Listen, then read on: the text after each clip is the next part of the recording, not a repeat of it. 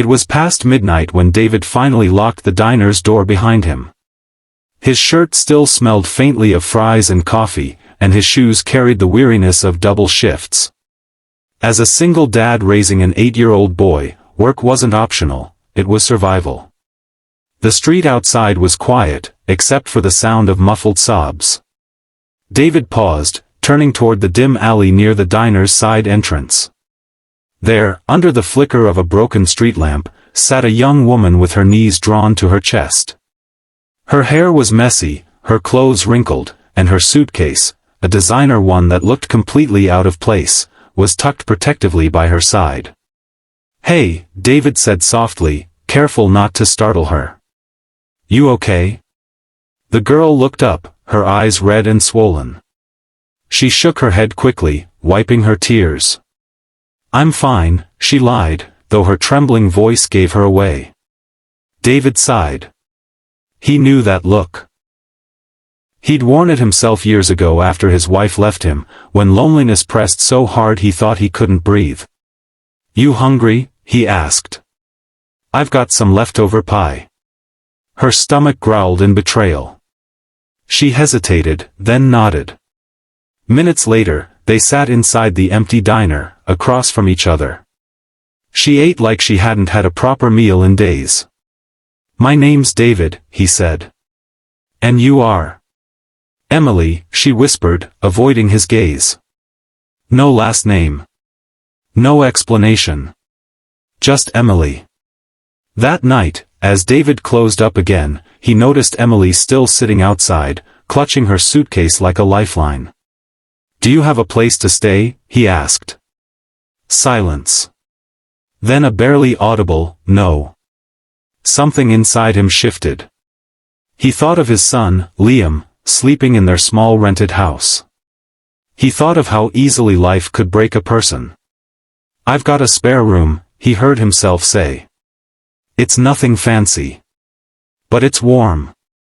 Her eyes widened. "You don't even know me." "True," he admitted. "But I know what it's like to need help. And I'd hope someone would do the same for my boy if he were ever in trouble." Over the next few weeks, Emily slowly settled into their lives. She helped Liam with his homework, cooked dinner once in a while, and even laughed at David's terrible dad jokes. But there was always a shadow in her eyes, as if she were carrying a secret too heavy to share. One evening, David overheard Liam asking her, "Why were you crying that night?" Emily paused.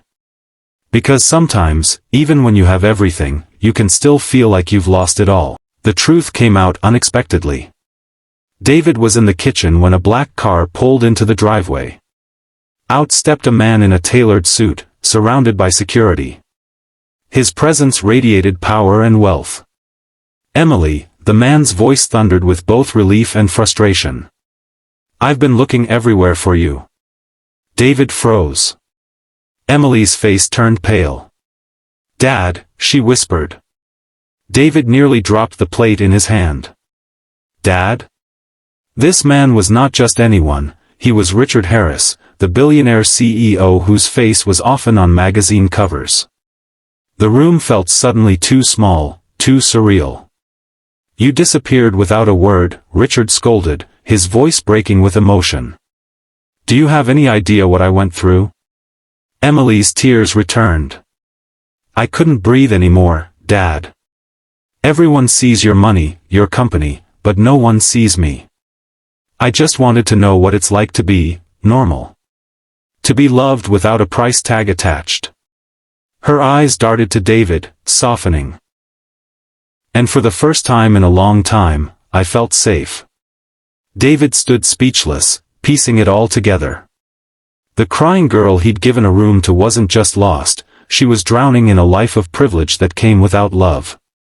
Richard turned to David, his voice softer now. "Thank you. For taking care of my daughter when she needed it most." David shook his head. "I didn't know who she was. Didn't matter. She needed help, and I had space." Richard looked at him, almost studying him, then nodded slowly. Weeks later, Emily came back, not in tears this time, but smiling. She'd made peace with her father, who was trying to change, to listen.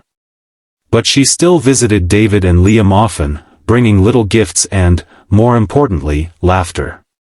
One evening, as the three of them shared dinner around the small table, Liam blurted out, "Emily, are you gonna stay with us forever?" David laughed awkwardly. Emily smiled through glassy eyes. "Maybe not forever," she said gently. "But I'll always come back." The lesson lingered in David's heart long after. It wasn't about money.